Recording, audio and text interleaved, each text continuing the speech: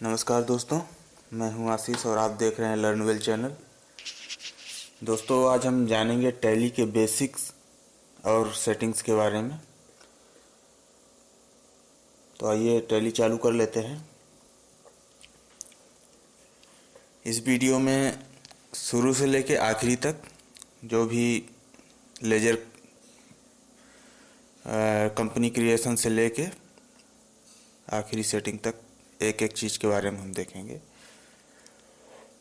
तो आप ऊपर में यहाँ पे टैली चालू हो गई है और यहाँ से स्टार्ट करते हैं। ये सब आपको की दिख रहे होंगे। टैली शॉप जो होता है, आपको कुछ शॉपिंग करनी है टैली के लिए, TDL वगैरह फाइल कुछ, और लैंग्वेज में इंग्लिश है। अभी अरेबिक दिया है रिलीज 6.3 में। ये टैली का 6.3 वर्जन है। कीबोर्ड में आप क्लिक करके देखेंगे तो यहाँ पे सारी लैंग्वेज है। आप जिस लैंग्वेज में टैली चलाना चाहें, टाइप करना चाहें, उसमें आप देख सकते हैं। कंट्रोल सेंटर जो है ये टैली .NET यूज़र के लिए है। मतलब ये आईडी पासवर्ड रहने से आप डायरेक्ट सारी चीज़ें कर सकते हैं। सपोर्ट सेंटर, आपको वहाँ कुछ भी अगर हेल्प या सपोर्ट सेंटर है ऑनलाइन, ये आप देख सकते हैं। कुछ भी हेल्प चाहिए इसके थ्रू। तो सबसे पहले कंपनी इन्फो में आप देख रहे हैं यहाँ पे सेलेक्ट कंपनी करके है। बाकी भी आपको सारी चीज़ें दिख रही। सेलेक्ट कंपनी में जैसे हमारी इतनी सारी कंपनी है तो हम किसी को भी एक को सेलेक्ट कर सकते हैं। लॉगिन एंड रिमोट यूजर, तो अगर आप रिमोट यूजर हैं या कहीं और बाहर से बैठ के काम कर रहे हैं, इंटरनेट के थ्रू आप कनेक्ट करके लॉगिन कर सकते हैं। बाकी क्रिएट कंपनी, बैकअप, रिस्टोर है। बैकअप में आप देख लीजिए। बैकअप तो आप लगभग सभी लोगों को पता ही होगा, जिसको नहीं पता उसको वो देख लेंगे। इसमें क्या है कि आपका जहाँ पे डाटा है वो, और आपको जहाँ पे बैकअप लेके जाना है डेस्टिनेशन जैसे आप हमने यहाँ पे C डाला और यहाँ पे कोई फोल्डर क्रिएट करना था, तो यहाँ पे बैकअप लेने के लिए भी मैं दिखा दूंगा। और वैसे ही सेम रीस्टोर है। बैकअप अगर आपका लिया हुआ है, आपको कहीं और रीस्टोर करना है या करप्ट हो गया डाटा, उसको दूसरा बैकअप रीस्टोर करना है, तो आप यहाँ से रीस्टोर भी कर सकते हैं। तो उसमें आपका जहाँ पे डेस्टिनेशन जो डाटा है वहाँ जाएगा, और सोर्स आपका बैकअप कहाँ पे रखा हुआ है, सोर्स में वो पाथ डालेंगे।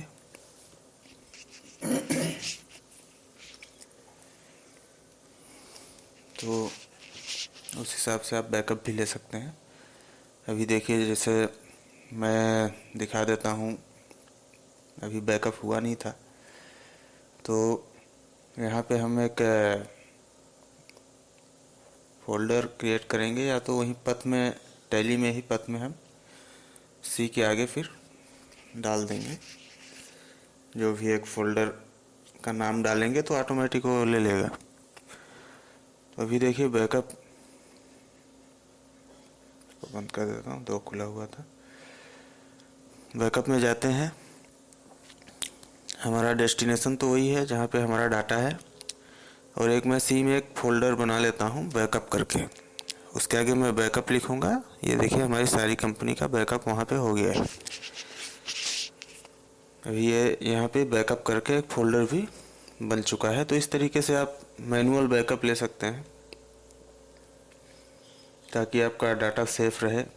करप्ट हो तो आप उसको बाद में यूज कर पाएँ।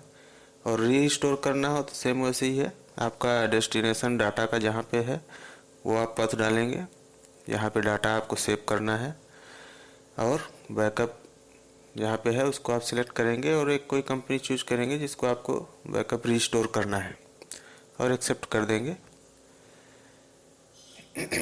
तो हमारा वो बैकअप रीस्टोर हो जाएगा।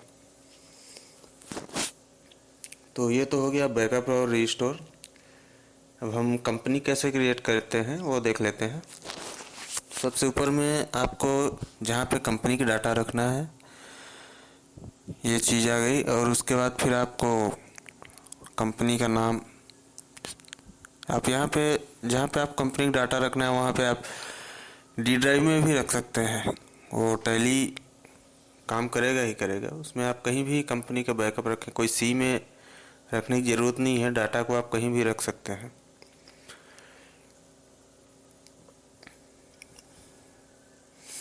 तो चलिए हम फिलहाल सी में ही रहने देते हैं जैसा है। और यहाँ पे सबसे पहले डालेंगे कंपनी का नाम। आपकी जो कंपनी है, आपकी जो फर्म है, आप उसका नाम डाल दीजिए। उसके बाद मेलिंग एड्रेस आप टाइप कर लेंगे।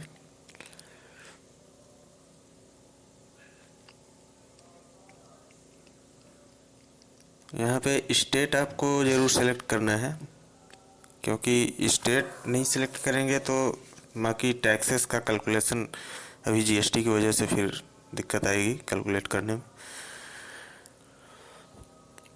यहाँ पे पिन नंबर डाल देते हैं।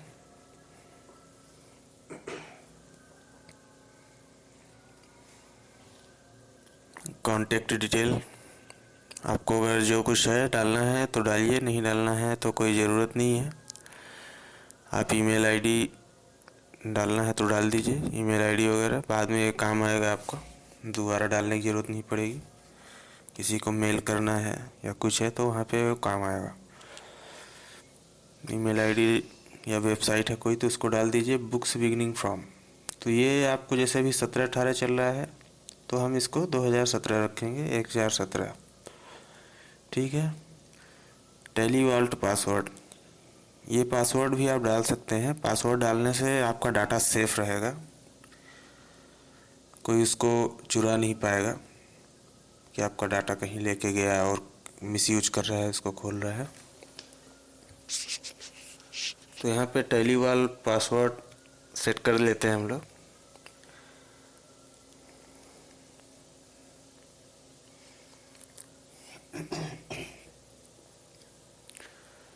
और यूज़ सिक्योरिटी कंट्रोल, इसको भी आप यस कर लीजिए, क्योंकि इसके थ्रू आप यूज़र डिसाइड कर सकते हैं। जैसे आपके यहाँ 4-5 लोग काम कर रहे हैं तो उनको आप अलग अलग आईडी पासवर्ड आप प्रोवाइड कर सकते हैं। इसलिए आप इसको सिक्योरिटी कंट्रोल को ज़रूर यस करके रखिए अगर आपके यहाँ कई लोग काम कर रहे हैं। ठीक है।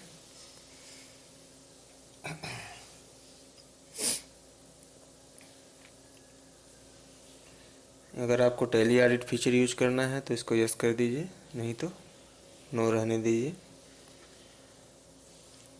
फ़िलहाल के लिए आगे मैं और बता दूंगा आपको कैसे इनेबल करते हैं। अभी यहाँ पे मैं नो कर देता हूँ।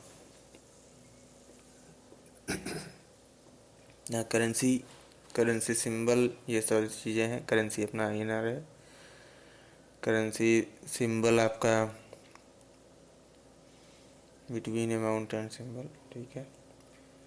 डेसिमल प्लेस 2 रखना है और ये पैसे हो गए यहाँ पे आफ्टर अमाउंट डेसिमल, और इसको एक्सेप्ट कर लेंगे।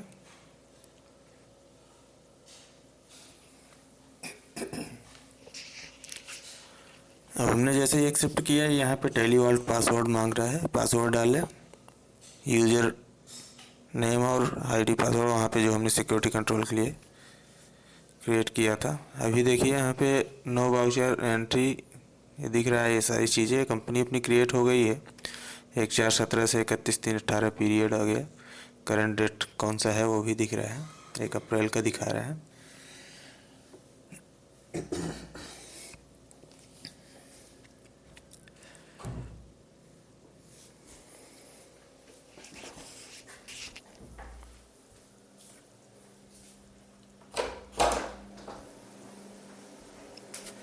तो आगे हम देख लेते हैं। शुरू से यहाँ पे आप देख रहे हैं बहुत सारी की हैं जो साइड में अभी आ गई हैं। यहाँ पे F1 सेलेक्ट कंपनी, वहाँ पे आप क्लिक करेंगे तो आपको यहाँ पे सेलेक्ट कंपनी का ऑप्शन आएगा। आप कौन सी कंपनी सेलेक्ट कर रहे हैं वो आप सेलेक्ट कर सकते हैं। अभी देखिए यहाँ पे टेली वॉल्ट पासवर्ड की जगह पे उसका नाम भी नहीं दिख रहा है। और Alt F1 यहाँ पे आप कंपनी को सेट कर सकते हैं। Alt F1 से कंपनी आप बंद कर सकते हैं।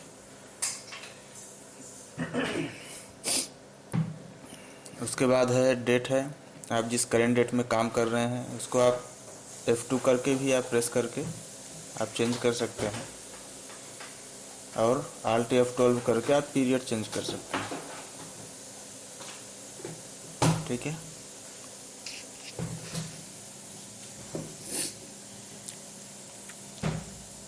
तो अभी हम डेट चेंज कर लेते हैं। मान लीजिए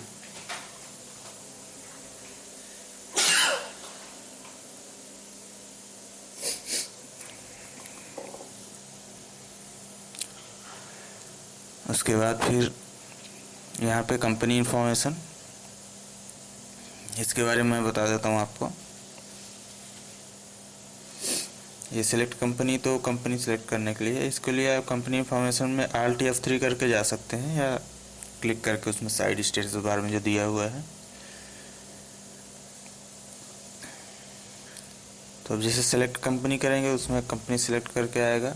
कनेक्ट कंपनी, कनेक्ट अगर आपको करना है, मान लीजिए आप कहीं बाहर बैठे हैं, इंटरनेट के थ्रू कनेक्ट कंपनी कर सकते हैं। सेट कंपनी बंद करने के लिए है। ये क्रिएट कंपनी अपना वैसे ही जो वैसे हमने कंपनी क्रिएट किया था, और आपको अलग से क्रिएट करना है एक कंपनी, या अल्टर करना है। और ये सिक्योरिटी कंट्रोल है। सिक्योरिटी कंट्रोल जो हमने सिक्योरिटी पासवर्ड वहाँ पे क्रिएट किया था, उसी के थ्रू हम यहाँ पे आगे जा पाएंगे सिक्योरिटी कंट्रोल में। जैसे आपके पास कई सारे यूजर हैं, 4-5 लोग काम करते हैं, तो आप उनको अलग अलग पासवर्ड पॉलिसी आप प्रोवाइड कर सकते हैं। वो ये नहीं कर पाएंगे, ये कर पाएंगे, ये वाउचर क्रिएट कर पाएंगे, दूसरा नहीं कर पाएंगे, ऐसा करके। ठीक है, तो हम पहले पासवर्ड पॉलिसी क्रिएट कर लेते हैं जो प्रोवाइड कराना है हमें। जैसे पासवर्ड जिसके दूसरे के लिए 90 दिन पासवर्ड एक्सपायर हो जाएगा, ये सारी चीज़ें हैं। Notify user before password expire, ये नो रहने देते हैं, इसका कोई मतलब नहीं है। 90 दिन बाद तो वैसे ही वो बताते रहेगा कि आपका पासवर्ड चेंज कर लो। Allow users to change password, ये इसको यस कर देते हैं। यहाँ भी ये फर्स्ट लॉगिन में इसको नो रहने देते हैं। फर्स्ट लॉगिन जैसे करेंगे यूजर, तो अपना पासवर्ड वो चेंज कर सकते हैं। ठीक है, अभी एक्सेप्ट कर लेते हैं इसको। ये हमारी पासवर्ड पॉलिसी जो है वो क्रिएट हो गई। अब यहाँ पे टाइप आप पासवर्ड डाटा एंट्री है, tally.net यूजर है, tally.net ऑडिटर। ठीक है, तो डाटा एंट्री में ही हमको सबको देना है, जितने भी यूजर हैं हमारे, और डाटा एंट्री में ही हम क्रिएट कर लेंगे। चलिए आगे मैं दिखा देता हूँ आपको। यूजर एंड पासवर्ड में जाएंगे। अभी जैसे डाटा एंट्री के लिए देना है किसी को, मान लीजिए यहाँ पे हमारे यहाँ कोई काम कर रहा है, विनोद करके है। पासवर्ड यहाँ पे हम डाल देंगे, वो बाद में अपना चेंज कर सकता है। और ये हमने एक यूजर क्रिएट कर दिया है।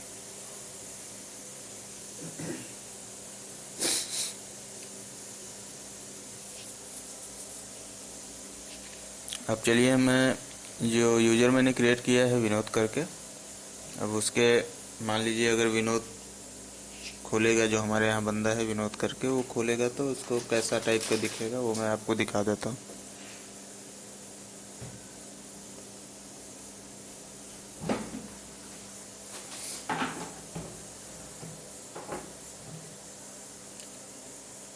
अब उसको हमने डाटा एंट्री में दिया है, तो उसको उसी हिसाब से सारी मीनू, टैली की मीनू उसको उसी हिसाब से मिलेंगी। तो चलिए हम कंपनी सेलेक्ट करते हैं, टैली वाल्ट पासवर्ड डाल देते हैं।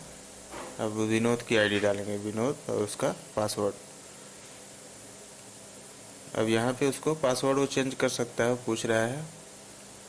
और यहाँ पे कम से कम 8 कैरेक्टर का पासवर्ड होना चाहिए, हमने वहाँ सेटिंग में डाला था पासवर्ड पॉलिसी में। तो 8 कैरेक्टर तक पासवर्ड डाल सकते हैं। देखिए मिनिमम ऑफ 8 कैरेक्टर आया है।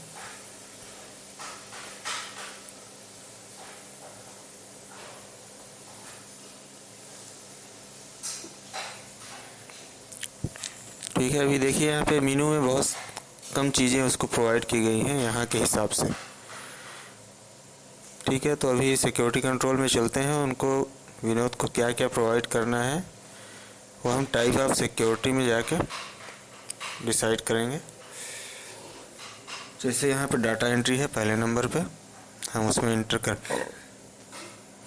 इंटर करेंगे तो ये इस तरीके से खुलता है। फैसिलिटी ऑफ डाटा एंट्री उसको दे दिए। बैक डेटेड कितने दिन पीछे का वाउचर एंट्री कर सकता है वो, उसको मान लीजिए 3 दिन पहले का एंट्री वो कर सकता है, तो उसको 3 दिन पहले का हम दे दिए।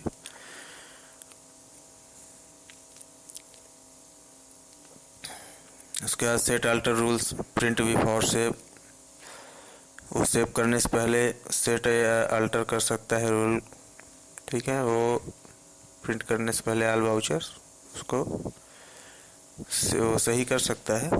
प्रिंट कर लिया तो उसके बाद फिर वो उसको करेक्शन नहीं कर सकता, या उसमें कोई पर्टिकुलर एक वाउचर हम दे दिए उसी को बस कर सकता है वो। अलाउ कंपनी टू कनेक्ट, वो डायरेक्ट कहीं से अगर बाहर है तो कनेक्ट कर सकता है। और user tele dot net authentication, इसको नो रहने देते हैं, इसको भी नो कर देते हैं। अब यहाँ पे आप देख रहे हैं डिसअलाउ द फॉलोइंग फैसिलिटीज, मतलब ये सारी चीज़ें उसको डिसअलाउ हैं, वो इनमें से कुछ नहीं कर सकता। ये जो लिस्ट है ये सारी चीज़ें वो नहीं कर सकता, इसके अलावा जो भी चीज़ें हैं वो कर सकता है। तो यहाँ पे फुल एक्सेस जो लिखा हुआ है, बाकी सारे ऑप्शन है अल्टर क्रिएट अल्टर डिस्प्ले, केवल देख सकता है डिस्प्ले, मतलब ये सारी चीज़ें हैं यहाँ पे। तो उसको क्या क्या जो प्रोवाइड कराना है उसको यहाँ से हटाना पड़ेगा, डिसअलाउ से उसको हटा देंगे तो चीज़ें वो कर पाएगा। जैसे यहाँ पे फुल एक्सेस है, हमने एंड ऑफ लिस्ट कर ये जैसे कैश फ्लो है वो देख सके ऐसा कुछ। चलिए उसको प्रॉफिट एंड लॉस अकाउंट यहाँ पे एंड कर देते हैं, और प्रॉफिट एंड लॉस अकाउंट वो देख सकता है। और सेम वैसे ही यहाँ पे अलाउ द फॉलोइंग फैसिलिटीज, बाकी दूसरे साइड में जो है उसको देखिए यहाँ बैक डेटेड वाउचर वो अल्टर और क्रिएट नहीं कर सकता। बैक डेट अगर हो गया तो उसको छेड़ नहीं सकता, बाकी देख सकता है। वैसे यहाँ पे उसको क्या अलाउ करना है फुल एक्सेस में, मान लीजिए हमने उसको बैलेंस शीट देखने का परमिशन दे दिया, फुल एक्सेस कर सकता है बैलेंस शीट के। उसके बाद सेव कर लेंगे। अगर दोबारा कभी चेंज करना हुआ तो ऐसे ही सेम डाटा एंट्री में जाके वहाँ पे उसको मान लीजिए यहाँ पे प्रॉफिट एंड लॉस अकाउंट और उसको दे देते हैं, ठीक है। तो ऐसे ही same Tally dot net user कहीं बाहर से कोई बैठ काम कर रहा है, एडिटर है, उसको क्या क्या फैसिलिटी देनी है वो भी हम यहाँ से डिसाइड कर सकते हैं।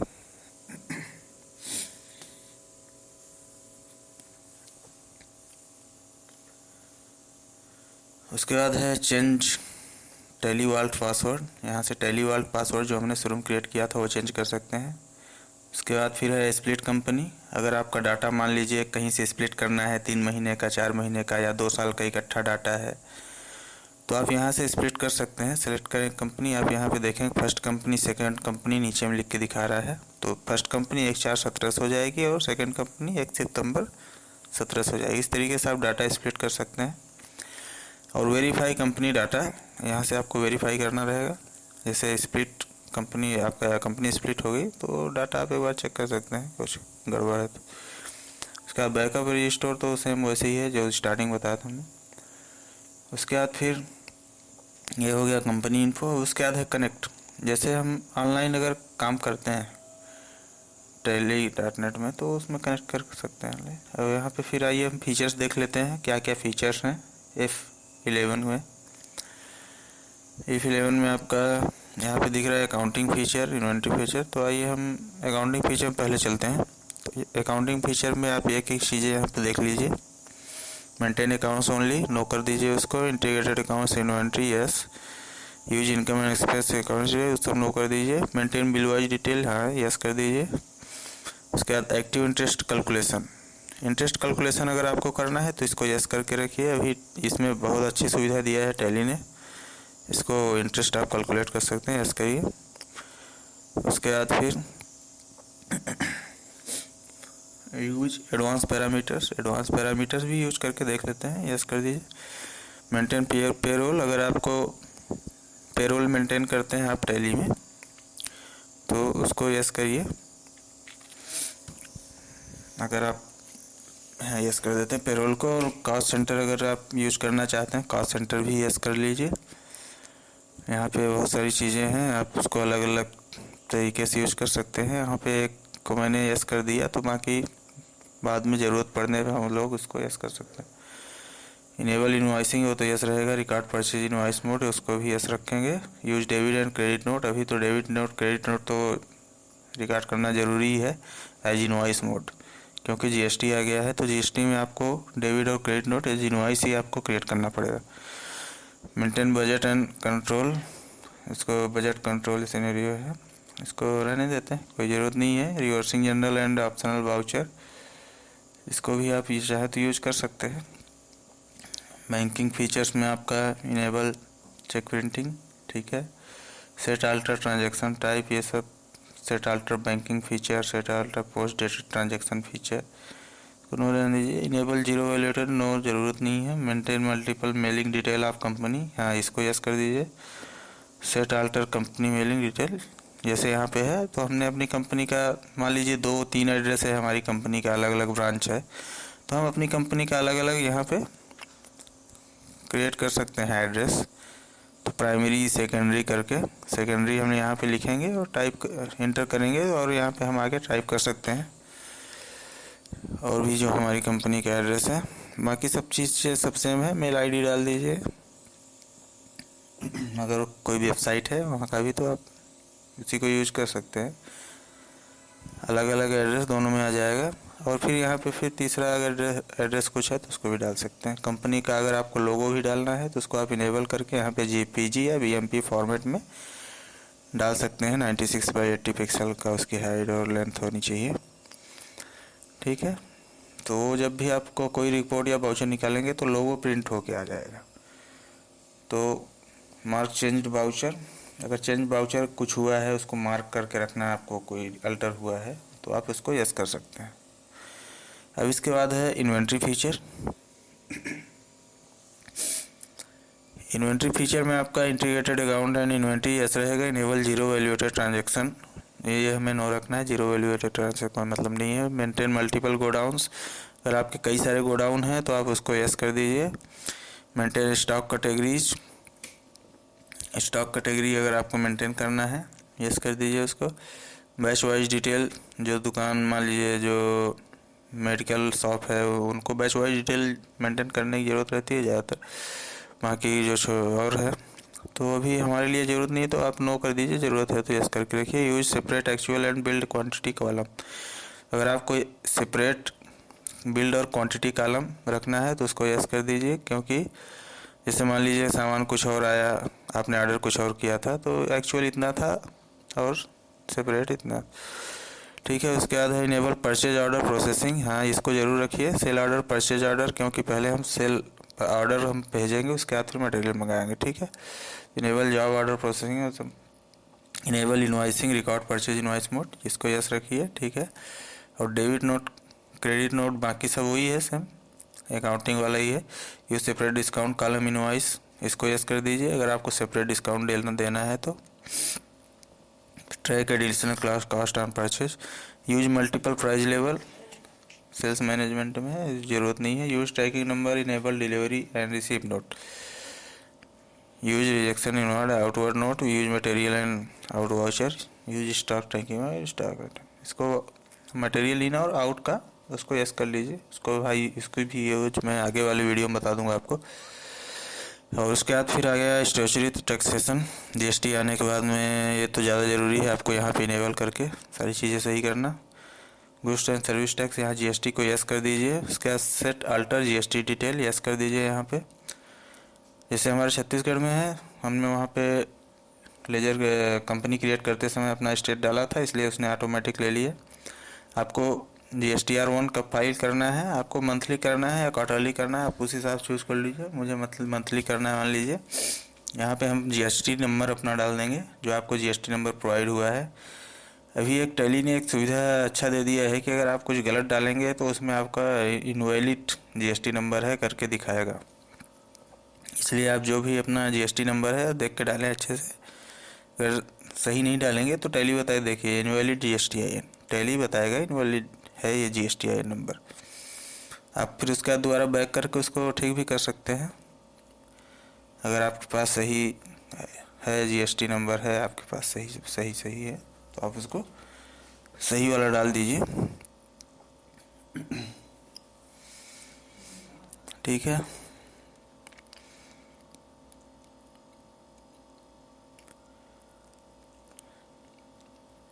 चलिए ठीक है, आगे बढ़ते हैं।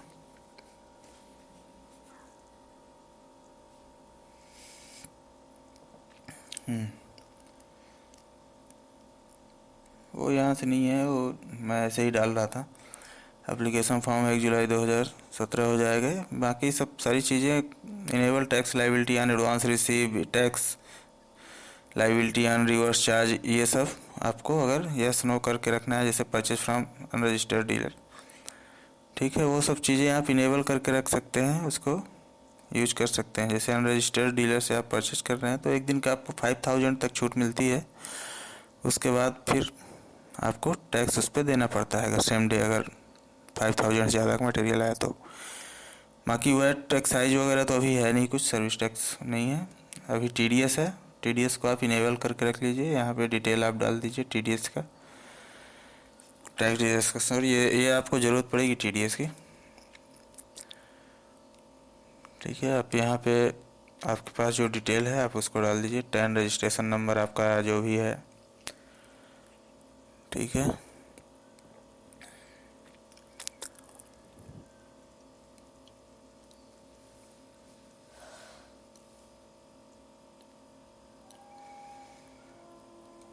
यहाँ पे 10 नंबर आपने डाल दिया। टैक्स डिडक्शन अकाउंट 10 नंबर और कलेक्शन अकाउंट नंबर पूछ रहा है। ठीक है, वही है। कंपनी इन्फॉर्मेशन इंडिविजुअल है कि कंपनी है, वो आप फिल कर दीजिए। आपका ब्रांच क्या है, कहाँ से आप काट रहे हैं TDS, वो सारी चीज़ें। रिस्पॉन्सिबल पर्सन कौन है, उसको आप यस करेंगे तो बाकी सारा चीज़ें उसकी डिटेल भरने के लिए आएगा। TDS कौन काट रहा है उसका सारी चीज़ें आपको डालनी पड़ेगी। डायरेक्टर है कौन है, प्रोप्राइटर है कौन काट रहा है, सारी डिटेल।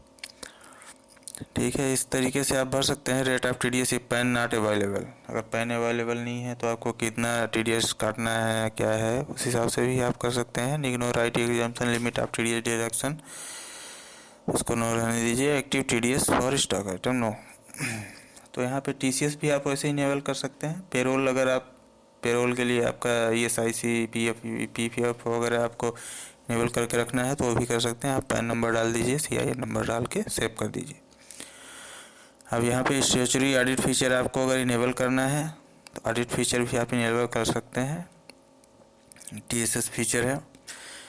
ठीक है, यहाँ पे कॉन्टैक्ट नंबर वगैरह सब चाहिए। अलाउ कंपनी टू कनेक्ट, अगर आपको कनेक्ट करना है कहीं से, connect company and loading.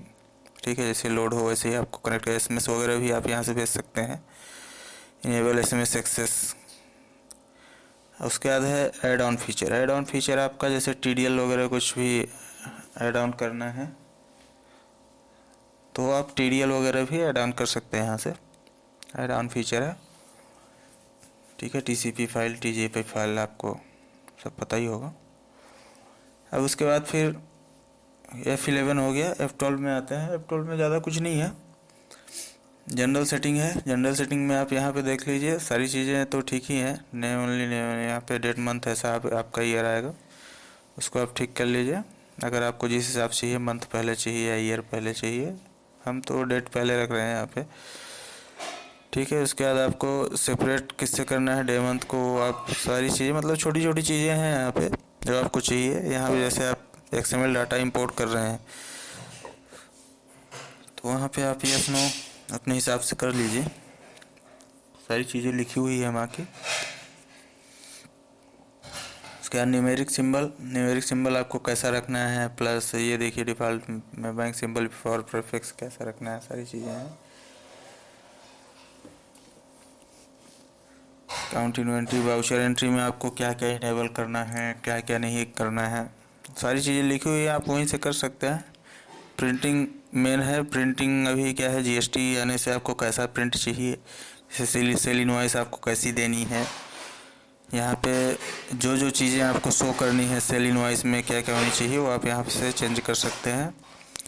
Receive voucher, general contract, debit, reminder, letter, ये सारी चीज़ें हैं यहाँ पर। जैसे रिमाइंडर लेटर है, किसी को रिमाइंडर हमें भेजना है तो प्रिंट करते समय हम ये सारी चीज़ें वहाँ पे दिखेंगी। रिमाइंडर लेटर जब प्रिंट करेंगे या फिर पेमेंट एडवाइस कॉन्फ़िगरेशन प्रिंट करेंगे तो सारी चीज़ें वहाँ दिखेंगी। पेरोल प्रिंट करेंगे तो ऐसा तरीके का आप वहाँ पे कुछ और फिल कर सकते हैं, लिख सकते हैं। उसके बाद है ईमेलिंग, आप डायरेक्ट टैली से ही ईमेल कर सकते हैं। आपका ईमेल सर्वर डालिए, सर्वर एड्रेस डालिए, जैसे याहू है, हॉटमेल है, जीमेल है, ठीक है। उसके बाद आप डायरेक्ट वहीं से आप मेल भी कर सकते हैं। और आपका डाटा फाइल का लोकेशन ये दिखा रहा है, डाटा कॉन्फ़िगर आपको करना है तो location export file, load companies in startup, language file आपकी कहाँ पे है, वो सारी चीज़ें तो जब आप इंस्टॉल करते हैं तभी वो कॉन्फ़िगर होके आ जाती हैं। आपको उतना उसमें ध्यान देने की ज़रूरत नहीं है। बाकी टैली का अगर कोई टीडीएल वगैरह है तो आप यहाँ से आप लोड कर सकते हैं प्रोडक्ट एंड फीचर में जाके। लाइसेंसिंग है, लाइसेंस आपका जनरल है कि एक्टिवेट करना है, कैसा है, वो सारी चीज़ें हैं, नॉर्मल चीज़ें। तो दोस्तों ये तो हमारा बेसिक वीडियो हो गया। अगले वीडियो में आपको सारी चीज़ें और डिटेल से बताऊंगा, सारे वाउचर्स के बारे में बताऊंगा। तब तक के लिए धन्यवाद, विदाई जी, नमस्कार दोस्तों, ठीक है। आगे फिर मिलेंगे। अगर आप लोग ने हमारे चैनल सब्सक्राइब अभी तक नहीं किया है तो प्लीज़ सब्सक्राइब कर लीजिए। अगर वीडियो आपको पसंद आया हो तो लाइक करके शेयर कर दीजिए। Thank you.